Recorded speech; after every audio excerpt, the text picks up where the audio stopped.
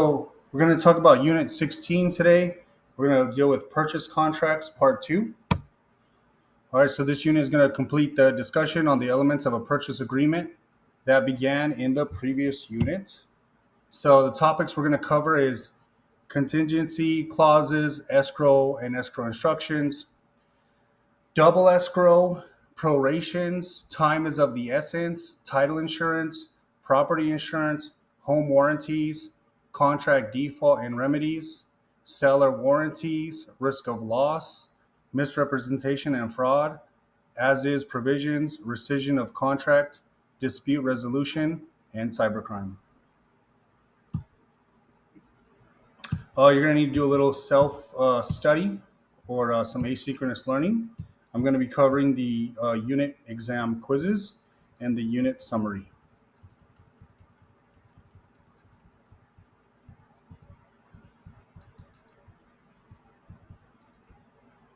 So for this Unit 16 summary, some of the key points you need to keep in mind as you're reviewing this section is that a mortgage contingency clause makes the sale contingent upon the buyer obtaining financing.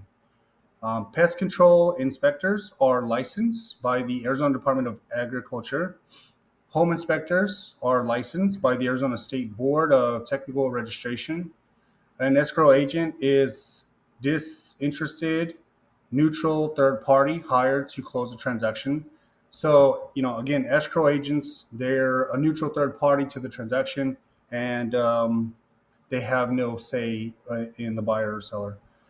If there's a conflict between the pre-printed words, the boilerplate, and written words in the contract, the written word always prevails. So that's something you need to keep in mind as you're reviewing the chapter, preparing for your exams. Again, if there's a conflict between the pre-printed words, the boilerplated, and the written words in the contract, if you sketch in or you type in or you write in words in the contract, the written words prevails over the boilerplated words. A double escrow is a simultaneous closing on the same property. It's called a double escrow. Prorations are most commonly made as of the closing date. Time is of the essence means that the contract contemplates a punctual performance. So again, time is of the essence means that the contract contemplates a punctual performance. Evidence of clear title is most commonly an owner's title insurance policy. A loss payee is a person designated in an insurance policy to be paid if the insured property is damaged. An additional party insured is a person or entity other than the policy holder who is covered by the policy. A claims history is a record of insurance losses on a property or related to a specific consumer. A home warranty is a service contract covering the repair or replacement of appliances or mechanical systems. Liquidated damages are the amount predetermined by the parties as the total amount of compensation an injured party should receive if the other party breaches a contract. Specific performance is a court order to enforce the terms of a contract. So sometimes you'll hear a judge award specific performance, and that's basically a court order to enforce the terms of a contract. Until closing, that's when the seller agrees to maintain the property in substantially the same condition as of the date of the contract. If a property is damaged prior to closing, the risk of loss is on the seller. Latent defects are hidden defects. So if you ever heard the term latent defects, they're like material defects on the property that they're hidden, or you can see that's why they call latent defects. Puffing is making overstatements of personal opinion. Misrepresentation, like negligent misrepresentation, is a false statement of material facts which a party relies on to their damage. Fraudulent misrepresentation occurs when a person intentionally misrepresents a fact. An as is provision means that the seller will not make any repairs. It does not mean that a seller need not disclose known defects. An indemnification clause is a provision whereby one party agrees to protect another party from damages. That's indemnification. Rescission is the legal remedy of canceling a contract and restoring the parties to their original positions. That's rescission. Mediation is a dispute resolution process conducted by a mediator who works with the parties to help resolve their differences. Arbitration is a non judicial submission of a dispute to a third party arbitrator, with both parties agreeing to comply with the final decision of the arbitrator. All right, so let's go over number one. Which of the following situations would void a purchase contract? Delta. So this one is answers D. So failure to complete a contingency specified in the contract. Okay. So this is a fail. If you fail to complete a contingency specified in the contract, this would void a purchase contract. Again, failure to complete a contingency specified in the contract. A contingency means that the contract is not valid unless this is contingent upon something. So A says one party did not read the entire contract before signing it. No. The buyer and seller's signatures were not notarized. No. The broker did not sign the agreement in front of the seller. No. Number two, a licensee exclusively represents a seller. During the home inspection, the inspector fails to notice a crack in the swimming pool. The seller instructs the agent not to disclose the information about the crack. In this situation, which of the following is correct and why? Answer is Charlie C. The licensee must disclose the crack because of the duty to disclose all material defects. A says agent cannot disclose the defect. No. The agent need not disclose it because the home inspector failed to discover the crack. No. D says licensee must disclose the defect as required under the truth in advertising law. No. So anytime you have a crack or anything, you want to always disclose material facts. Otherwise, they can come back and sue you because you didn't disclose those. Number three, a provision in a contract to purchase which specifies that the sale depends on whether or not the buyer can obtain financing is a bravo. It is contingency. So a contingency is something that specifies that the sale depends on whether or not the buyer can obtain the financing. Right? It's contingent upon this. So that's a specific, clause that needs to be followed through in order for the contract to be valid. So A says right of first refusal, no. C is option, no. And D is hold harmless clause, no. Number four, in connection with the purchase agreement, the decision of whether to accept an earnest money, forfeiture, let the buyer withdraw, or sue for specific performance or damages is made by the who? It's going to be alpha. It's made by the seller. So seller, again, is in connection with the purchase agreement. The decision whether to accept earnest money, forfeiture, let the buyer withdraw, or sue for specific performance or damages is made by the seller, right?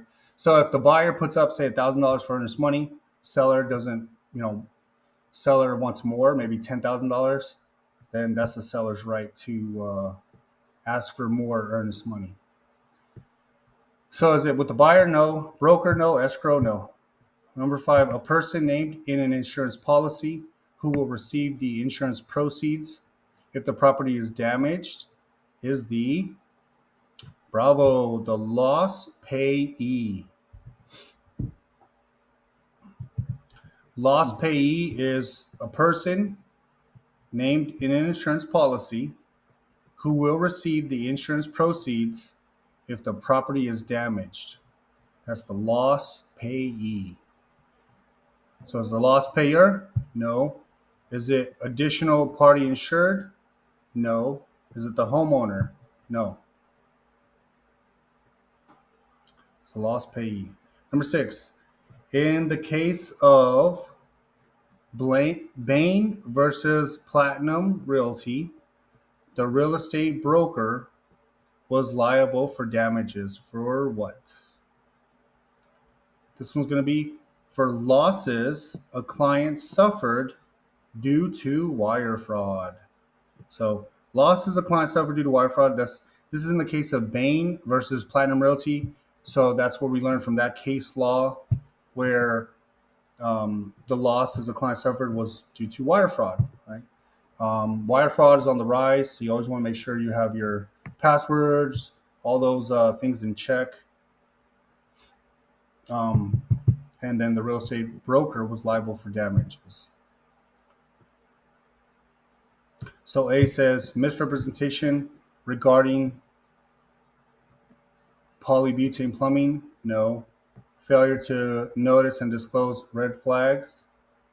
No. Overstating the property square footage. No. So Bain versus Platinum Realty, that was where losses where a client suffered, and it was due to wire fraud. Number 7, a mortgage contingency clause is an agreement of sale, will include all the following items except what?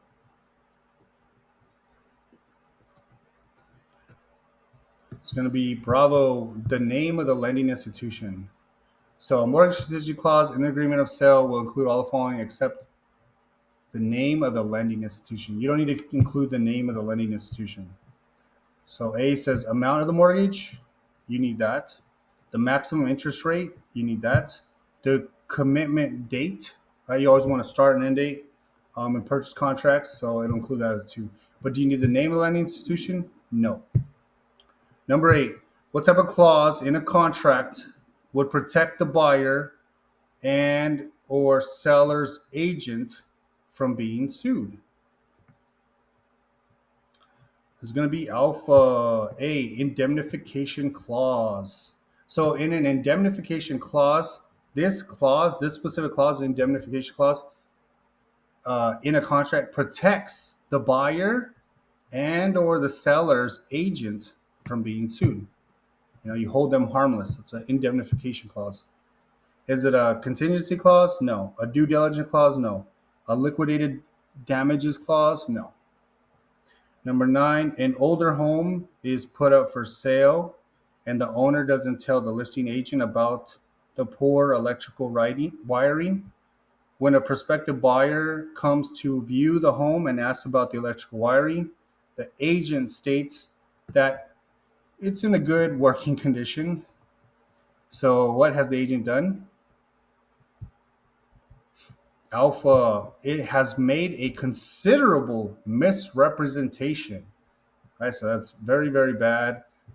So they made he knows, he has pre-knowledge. That's the problem. They know pre-knowledge and they're saying, oh, it's in good working condition. That is a considerable misrepresentation. Right, it's basically lying. Bravo says, has not done anything because they did not know about the problem. No, we know they knew about the problem. C, cannot be held liable for any repairs because they were unaware of the problem. No. Has made a puffing statement. So puffing is like you're exaggerating, but in this case, there's no exaggeration. There was pre-knowledge known, and they just straight up lied and made a considerable misrepresentation.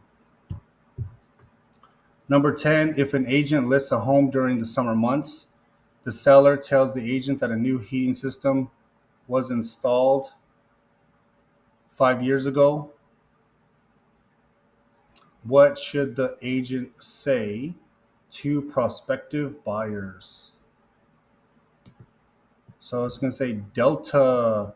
If you are concerned, you should have it inspected, right? So those are the words an agent should say to a buyer, right? If you're concerned, you should have it inspected. In reality, you should always have a property inspected so you can know, what you're buying. Where are, we as agents, we do not have the background that inspectors have, right? Inspectors are going to look at every nook and cranny and tell you everything about the house. Okay, so A says the heating system is fine. No. The owner says the heating system is in working order. No. There shouldn't be any problems because the system is only 5 years old. No. Number 11, which of the following would not reveal insurance claims or losses related to a specific property or claimant? This is going to be D, Delta, loss payee, right? So the loss payee, that would not reveal insurance claims or losses related to a specific property or claimant. Would a clue report reveal insurance claims? Yes. Would a claims history? Yes. Would a loss history report? Yes. Would a loss payee? No. Number 12, the amount agreed upon as to the full damages in the event a contract is breached is known as a alpha. It is liquidated damages. So this is the amount agreed upon as the full damages in the event a contract is breached is known as liquidated damages. So if something is breached and you have to pay out, liquid cash, it's liquidated damages. Is it judgment damages? No. Punitive damages? No. Nominal damages? No. And exquisite and omits the fact that there was water damage. The agent could be held liable for Charlie, misrepresentation. So puffing, no. Puffing and misrepresentation, no, because there wasn't. Puffing is exaggeration, and this misrepresentation was just a kind of a straight up lie. So neither puffing nor misrepresentation, no. So let's just see misrepresentation. 14, all the following couplings of persons with their licensing agency are correct except which one? This one's going to be Charlie, real estate brokers. So Arizona Association of Realtors, right? So that is all the following couplings of persons with their licensing agency are correct except what? So real estate brokers, Arizona Association of Realtors.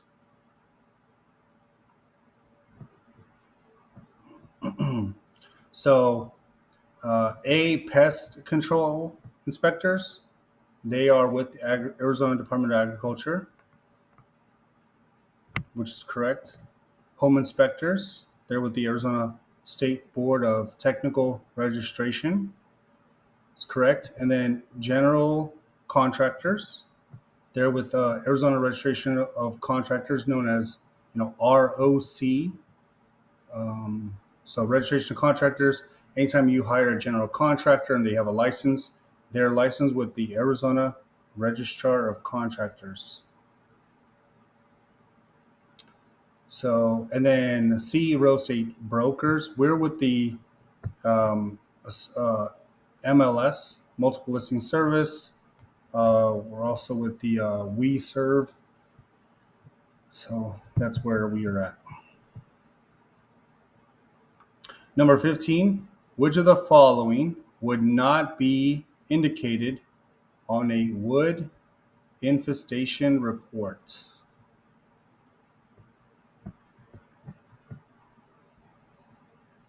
Which of the following would not be indicated on a wood infestation report?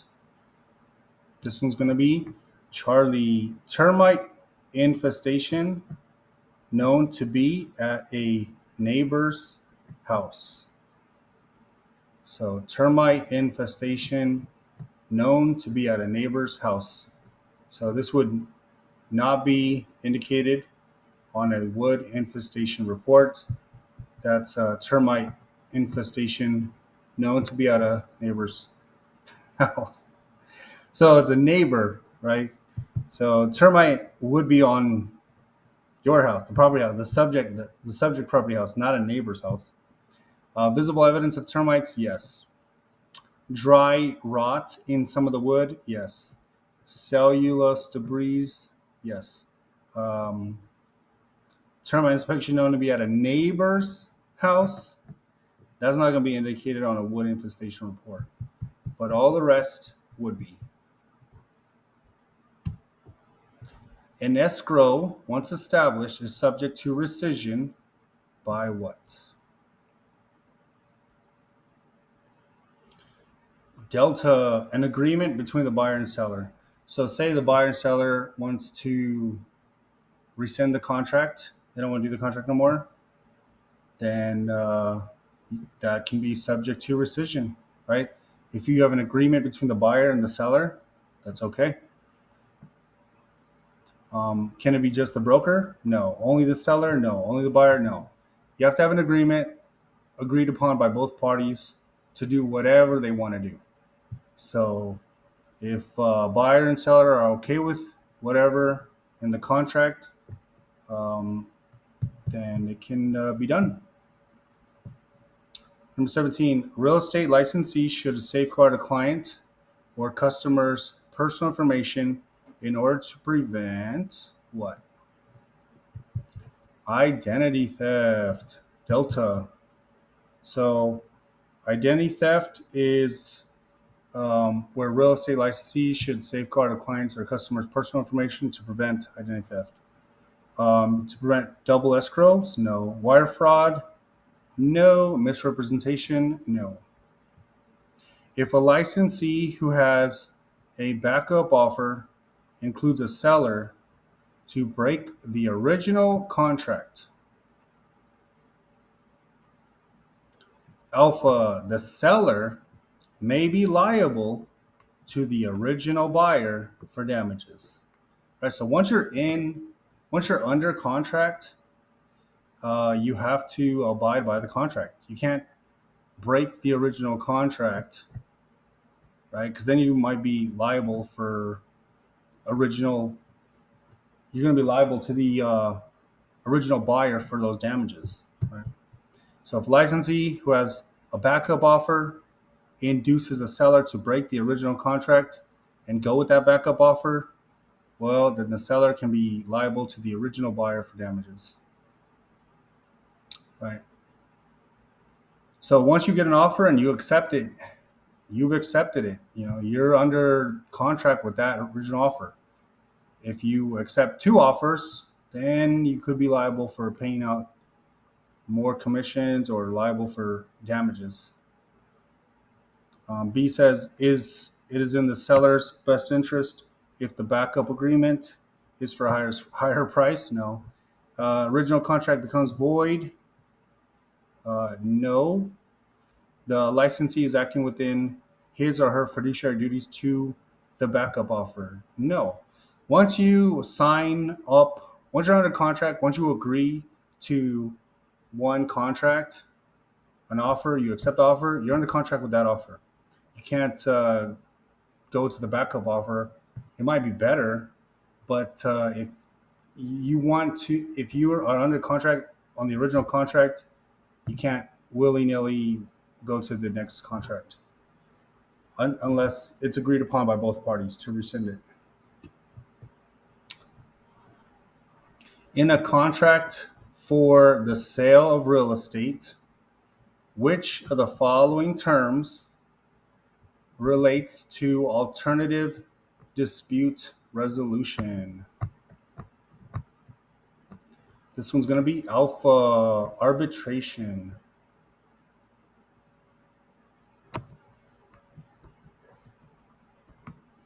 So So in a contract for the sale of real estate, which of the following terms relates to alternative dispute resolution? It is arbitration. Arbitration is in a contract for the sale of real estate, which of the following terms relate to alternative dispute resolution. So when you arbitrate, you're looking for an alternative dispute resolution where there's going to be a neutral third party involved, it's kind of like an escrow agent, and where you agree to have it disputed out of court and have it arbitrated. Negotiation, no. Specific performance, no. Contingency, no. A property that was previously used as a gas station is for sale and priced way below market value. If a buyer is interested in purchasing the property, the listing agent should, bravo, inform the buyer that there might be environmental cleanup costs on the property, right? Again, so if this is like commercial real estate and you're buying a gas station, you got to be looking at environmental cleanup. There's like a phase one inspection you could possibly have done on the property, look to make sure that there's no chemical spills that you might have to clean up for environmental protection. So again, a property that was previously used as a gas station is for sale and priced way below market value. If a buyer is interested in purchasing the property, the listing agent should inform the buyer that there might be environmental cleanup costs on the property. So, yeah, it's really cheap gas station, but there might be a contingency that you have to clean up wherever there might be some chemical spills.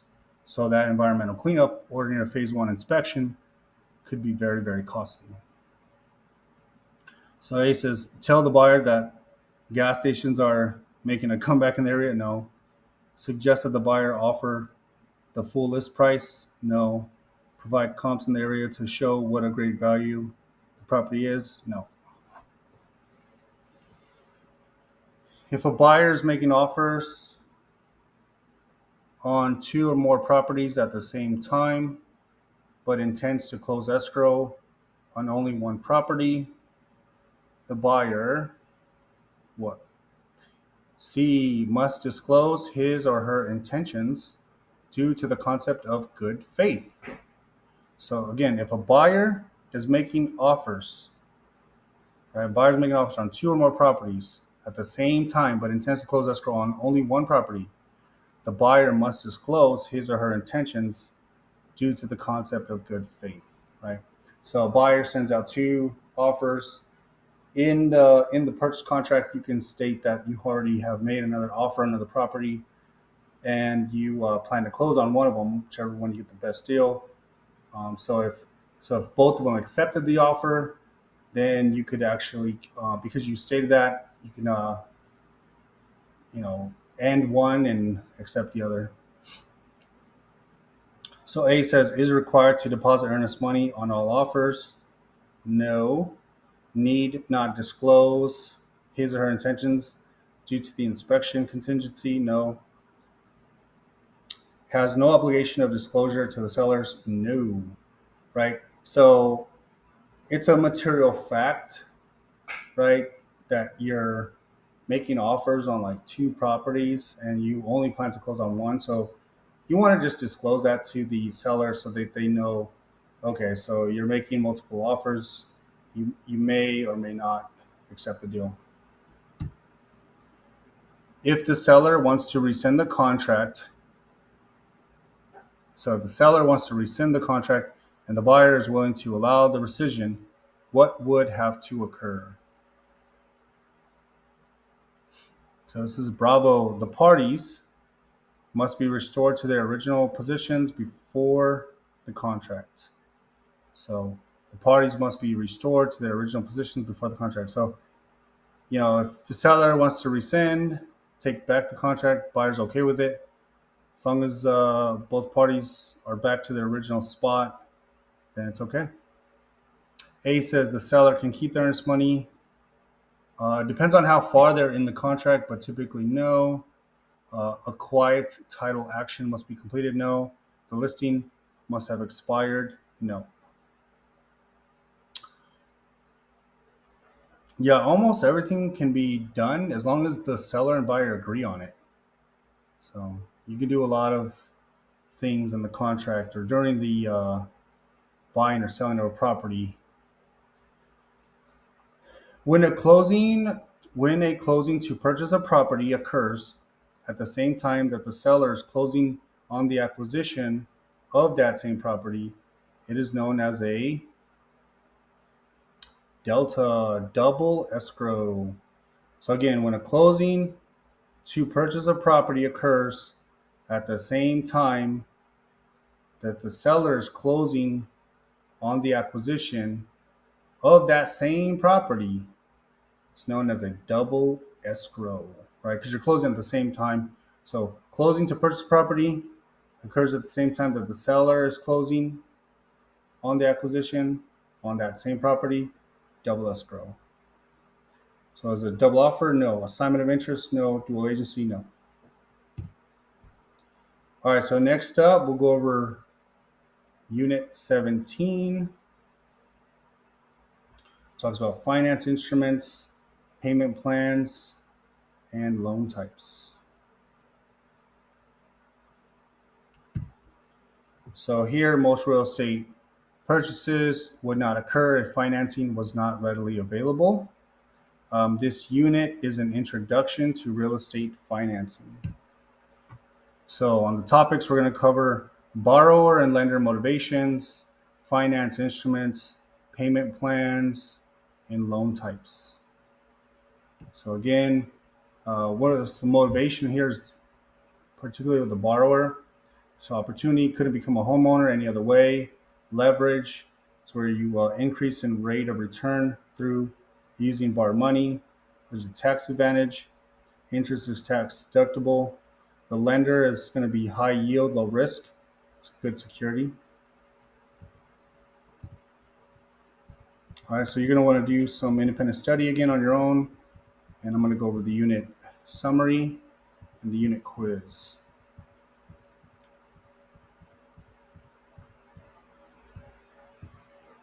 So here's the unit summary.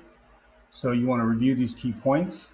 So leverage means using borrowed money to increase the rate of return, right? So leverage, you're not using your own money, you're using borrowed money. A promissory note is a personal promise to repay the debt and serves as evidence of the debt. The note does not describe the collateral and is not recorded. A mortgage or trustee hypothecates, right, hypothecates the property as collateral for the debt and is recorded by the lender to establish priority of the lien. An amortized loan has level payments that include principal and interest, right? That's amortized over, like, say, 30 years as principal and interest. It's called a PITI, PITI, principal, interest, taxes, and insurance. Amortized loan. Balloon payment is one large payment, right? It's called a balloon payment. It's usually due at the end of the loan term. So say you got a balloon payment for, I don't know, 3 years. 2 years are very low payments, and the third year you make the full payment. And a straight loan, aka a term loan, the payments are interest only. In a negatively amortized loan, the monthly payments are less than the interest. The interest shortage is added to the unpaid principal, and the loan balance increases over the term of the loan. Payments on real estate loans are paid in arrears, right? So payments on real estate loans are paid in arrears.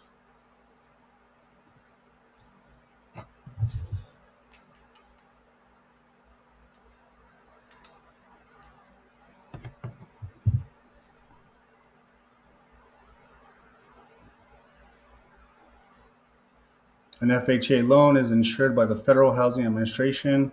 A VA loan is guaranteed by the Department of Veterans Affairs. Conventional loan is one that is not insured by FHA or guaranteed by the VA. A purchase money loan is seller financing. So you've heard of purchase money. That's typically when you have an investor. Purchase money loan, that's like an investor type of loan, seller financing. Wraparound loan is where the seller remains liable for the existing loan and agrees to create a new loan for the buyer for a greater amount. That includes the first loan. In an adjustable rate loan, the interest rate fluctuates. A blanket loan is a loan secured with more than one property. A package loan is one that includes items of personal property. An open-end loan allows borrowers to borrow more funds within the same loan. In a construction loan, funds are advanced in installments as construction progresses. A takeout loan is the normal long-term financing, replacing and paying off a construction loan. A gap loan is aka a swing loan or bridge loan, is defined as either a short-term loan on existing property that is for sale to allow the owner to borrow funds for a down payment to buy another property. Gap loan is also another thing, is a short-term loan used to bridge the gap between the time a construction loan expires and takeout loan is placed. In a reverse annuity loan, the lender makes monthly payments to the borrower. In a non-recourse loan, the borrower is not held personally liable for the debt. It's called a, so again, a non-recourse loan, right? Non-recourse loan, the borrower is not held personally liable for the debt. Mezzanine financing is junior financing used in commercial lending. So again, mezzanine financing is a junior financing used in commercial lending. All right, so let's go over number one. A note and mortgage usually requires all of the following payments to be made by the buyer to protect the lender, except for Bravo life insurance premium. So for principal and interest, yes. Hazard insurance, yeah. Real estate taxes, yes. For life insurance premium, no. Right? So a note and mortgage usually requires all the following payments to be made by the buyer to protect the lender, except life insurance premium. So we talked about this PITI, the PITI, principal and interest, tax insurance. So A is principal and interest, C is insurance, and D is taxes, right? PITI, principal, interest, taxes, and insurance. Life insurance premium is not part of that. A $36,000 loan has a monthly principal and interest payment of $270. What's the total amount of interest paid over the 20-year life of the loan? The principal and interest payment of $270. What is the total amount of interest paid over the 20 years life of the loan? This one's going to be C, $28,800. So you're going to do some math to figure that one out. Number three, in a loan with negative amortization, the principal balance, what does what? This one's Bravo, increases. In a loan with negative amortization, the principal balance increases, right? So again, a loan, it has negative amortization. The principal, right, on how much money you owe is going to increase. So so you have a loan and you have negative amortization, the principal is going to increase. Is it going to decrease? No. Is it going to remain the same? Definitely not. Cannot be determined? No. If a real estate company wants to borrow money but does not want the company or the broker to be liable in the event of default, they should execute a what? Charlie, non-recourse note. So the non-recourse note, again, so if a real estate company, they want to borrow money, but does not want the company or the broker to be liable in the event of a default, they should execute a non-recourse note. So that's very important, right? So you don't want your broker or the company to be liable if you default on the loan, you can't pay the loan back. You file a non-recourse note. So the non-recourse note helps you to not have the liability from the broker or the company. So as a personal note, no. Recourse note, no. It's a non-recourse note. Unsecured note, no. Number 5, a type of loan in which each payment applies to principal and interest is amortized. Okay. A type of loan in which each payment applies to principal and interest is amortized. Alpha. Again, what is amortized? Amortized is a loan in which each payment applies to the principal and interest. So P&I, not in the PITI is PITI, and the PI, it's amortized, and that applies to the principal and interest. So is it the package? No. Balloon? No. Is it D, open-ended? No. It's amortized. So that is only amortized, basically applies to the principal and the interest. So like we talked in the last one, if you have negative amortization, that's going to increase the principal.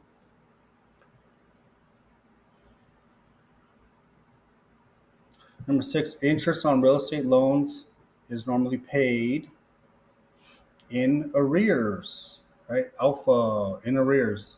Interest on real estate loans, same thing as taxes, right? They're paid in arrears. Are they paid in advance? No. On estimated principal? No. Annually? No. So does alpha, in arrears. A mortgage that is amortized over 30 years, but which calls for the balance to become due at the end of the 7th year, is called a what? It's called a balloon mortgage. Balloon, right? It's a big payment at the end of the term. It's a balloon mortgage. So a mortgage that's amortized over 30 years, which calls for the entire balance to become due at the end of the 7th year, is called a balloon mortgage. Is it called a blanket mortgage? No. Purchase money mortgage? No. Reverse annuity mortgage? No. The difference between the value of the mortgage balance is called what? B, equity. The difference between the value and the mortgage balance is called equity. So equity is going to be the delta between how much you owe and how much it's worth, right? That's equity. Equity is how much, if it's worth 500,000, you owe 300,000, right? 500 minus 300, that's 200,000. You have $200,000 worth of equity sitting in the property. If you sell it, you get that 200,000. But if you don't, it's just equity. So it's not profit, it's not loan to value ratio, and it's not net value.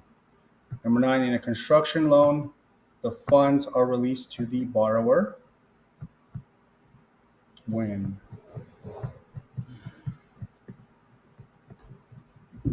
So the answer is C, in installments as construction proceeds. So in a construction loan, funds are going to be released to the borrower in tiny installments as the construction proceeds. That's like a construct. So say you're doing like a room addition on your property and you want to get a construction loan, the bank will give you tiny installments as the construction proceeds. They're not going to give you all the money up front. you complete some process, then they give you an installment payment, and they keep doing that as the construction loan proceeds. So A says all before construction, no. All after construction is completed, no. Number 10, an increase of 1% in the interest rate is equivalent to an increase of how many basis points? So the answer is C, right? 100. So if you increase of 1% in an interest rate, it's equivalent to an increase of how many basis points? 100, right? So is it 1? No. 10? No. 1,000? No. All right, number 11. The interest rate and monthly payment are subject to periodic changes in a what? In a adjustable rate mortgage, alpha. So the interest rate and monthly payment are subject to periodic changes in a adjustable rate mortgage.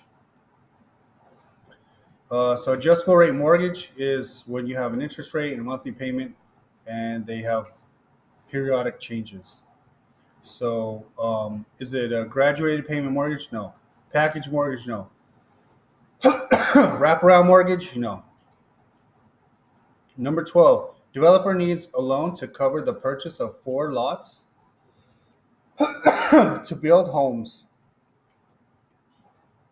The lender would use a Bravo blanket loan. Okay. So what's a blanket loan? A blanket loan is when a developer needs a loan to cover the purchase of 4 lots to build homes. So when they're like, blending or blanketing, covering 4 lots to build homes, they're going to use what's called a blanket loan. So would they use a package loan? No. A wraparound loan? No. A super loan? No. If a mortgage loan payment is paid, the PITI, principal, interest, tax, insurance, which portion goes into an escrow or an impound account? It would be Bravo, taxes and insurance. So what portion goes into an escrow account? So taxes and insurance. So interest and taxes, no. Insurance and principal, no. Principal and interest, no. Number 14, the type of interest usually charged on home loans is what? It would be delta, simple interest. So the type of interest usually charged on home loans is simple interest. Is it annuity interest? No. Accrued interest? No. Compound interest? No. It is simple interest. That's the type of interest usually charged on a home loan. 15. The lender makes monthly payments to the borrower in a reverse annuity mortgage. It's called a RAM, right? So this is answer is letter C. So reverse annuity mortgage, which is called RAM, is when the lender makes monthly payments to the borrower. So how cool would that be if you're if you're going to borrow some money but they're making payments to you? So that's called a reverse annuity mortgage, known as a RAM. So is it a growing annuity mortgage? No. A shared appreciation mortgage? No. Is it a balloon mortgage? No. A loan which includes both real and personal property as collateral is a package loan. So a loan which includes both real and personal property. So you got real property, you got personal property. That would be a package loan. Package loan is where you have real and personal property. So is it a purchase money loan? No. A blanket loan? No. A budget loan? No. Number 17. Z purchased a property for $15,000 with a $1,500 down payment. 2 weeks later, Z sold the property for $6,000 more than Z paid for it and realized a 400% return on the original investment. This would be an example of leverage. So again, leverage is when you're borrowing someone else's money, not your own. So Z purchased a property for $15,000 with a $1,500 down payment. 2 weeks later, Z sold the property for $6,000 more than Z paid for it and realized a 400% return on the original investment. This would be an example of leverage. So would it be plottage? No. Escalation? No. Highest and best use? No.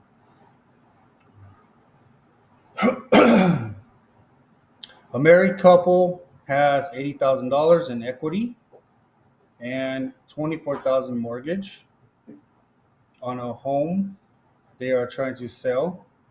In order to buy a new home, the buyers need to obtain financing on the existing home to have funds for the down payment on the new home. The type of loan they would get on the existing home is a bridge loan. So that's Delta. Bridge loan. So a bridge loan is, again, a married couple. They have $80,000 in equity and $24,000 mortgage on a home they're trying to sell. In order to buy a new home, the buyers need to obtain financing on the existing home to have funds for the down payment on the new home.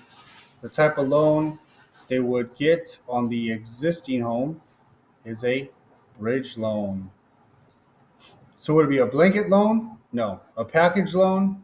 No. A purchase money loan? No. If a seller agrees to carry back $30,000 for 30 years at 7.2% interest and the monthly payment is $200, what is the remaining loan balance after 3 months?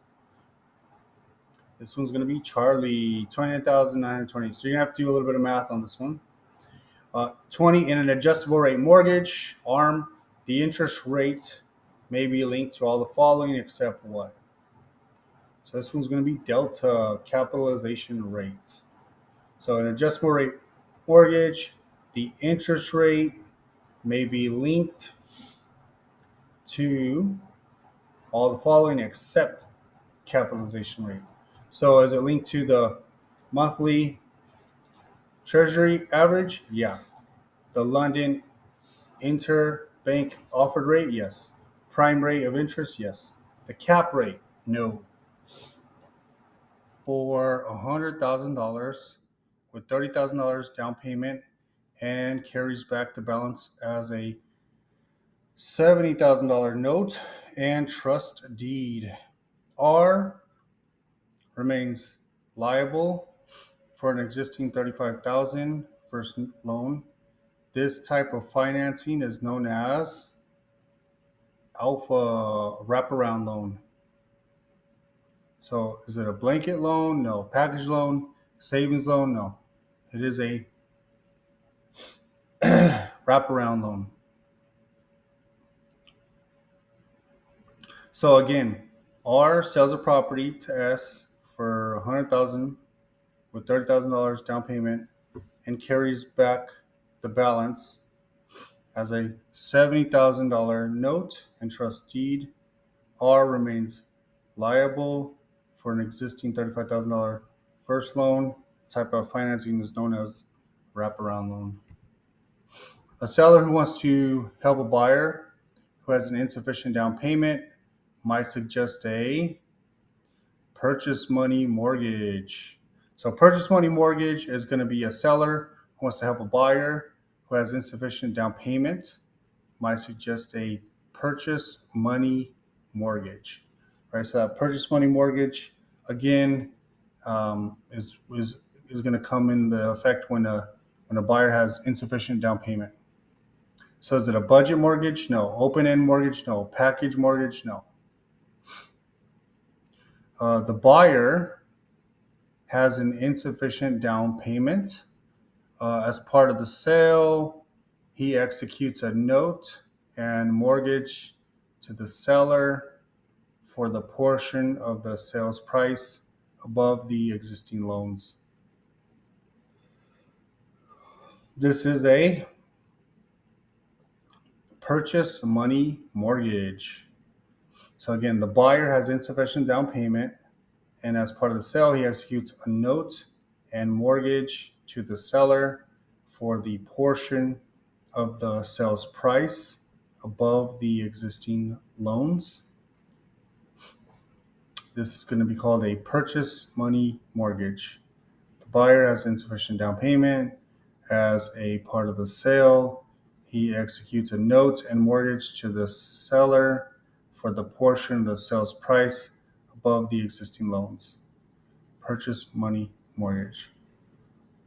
So is it a wraparound mortgage? No. Blanket mortgage? No. Balloon mortgage? No.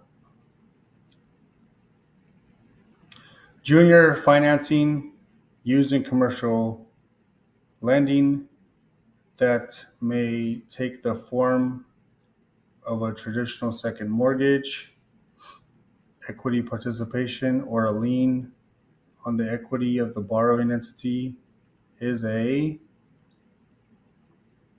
Charlie. It's called mezzanine loan.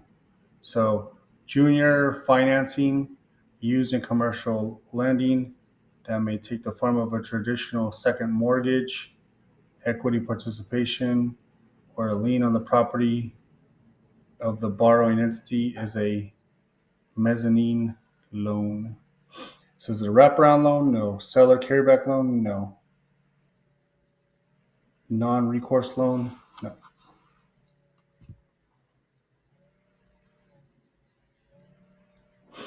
A seller who wants to help a buyer who has an insufficient down payment might suggest a Delta purchase money mortgage. Purchase money mortgage. Interest rate and monthly payment are subject to periodic changes in a adjustable rate mortgage. So 1% interest rate is equivalent to an increase of how many basis points? So it should be 100. Okay, next up is going to be Unit 18, which talks about loan, clauses, FHA, VA, and conventional loans.